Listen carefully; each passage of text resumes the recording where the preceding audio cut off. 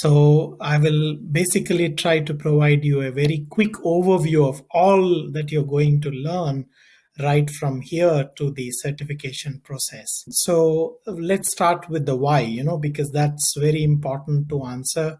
Only after you have addressed the why is it worth progressing forward, right? So why should you learn the food and agriculture business model course? I think you can give some attention to the elements that I have highlighted in red. So the right business model is critical to build scale profitably, and that's very important. And most of us have been learning business models from the perspective in a generic way, and not taking sector dynamics and the local context into consideration. So if you would see, for example, a business model canvas has very, very little insight into the sector and the local context. So we have found it very difficult to use it as entrepreneurs within the sector. That's precisely why this sort of a framework and the tools, the business model levers. So we understood that from a value chain perspective, the business model levers for the food and agribusiness value chain have to be understood and built differently. So understanding the levers and applying them, I think that's what we will aim to cover in this course. And whether you're a professional or an entrepreneur, understanding these levers is very critical for your growth. So that's precisely the why for this particular course. And then what would you gain from this course? Precisely what would you gain from this course? If that why is convincing, then I think this next question, what, is very, very critical. So as you may have read in the course in white, that we are able to help you answer these 14 questions centered around the industry as such, but also how the value chains in these industries are built based on the ownership structures. So what is a cooperative and how does the cooperative value chains look like? What is a social enterprise? How does the social enterprise value chain look like? And for profit, if the core of a value chain is for profit, then how does they look like? And then of course, we argue that for all kinds of businesses, whether it's a cooperative, social enterprise, or a for-profit business, the business model is very critical.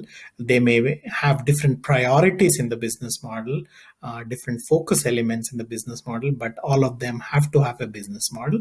And then the critical components of the business model that we are going to build, and then how to build those critical components within the sector context and sector dynamics. So the critical components take the sector context and sector dynamics into consideration, and then we also help you how to build them. And I think how to build them, I think, is the critical part. So that is the how. The how will you build these business models is going to be the core of this course. So 80% of the course is going to be around the how, and we make use, of course, the how. You start learning about cooperatives, social enterprises, and then the business model components, the 4 components. You will have a lot of videos and written material that is explaining you about these 4 components.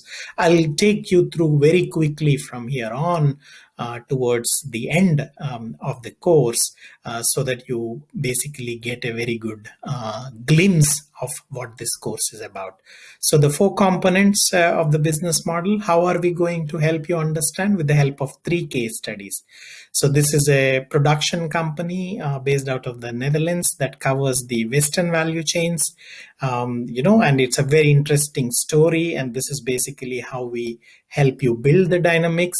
And then there is an African processing company that sources avocados and also processes them into, so that it's a processing business model, and how to build that is what you will learn. And finally, the third case is going to be that of a distribution, the wholesaling of the distribution model, which is coming out of Asia. So you cover a range of geographies and you look at these business model components, and you build these business model components. So we'll take you through in this particular course.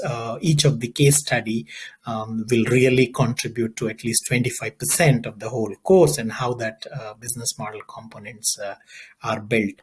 Then followed by these case studies, you will have expert videos, basically all these 14 questions from time to time, wherever the contextually, you will have expert videos, 14 videos that are answering each of those questions that we have listed in the beginning, right? So the what part.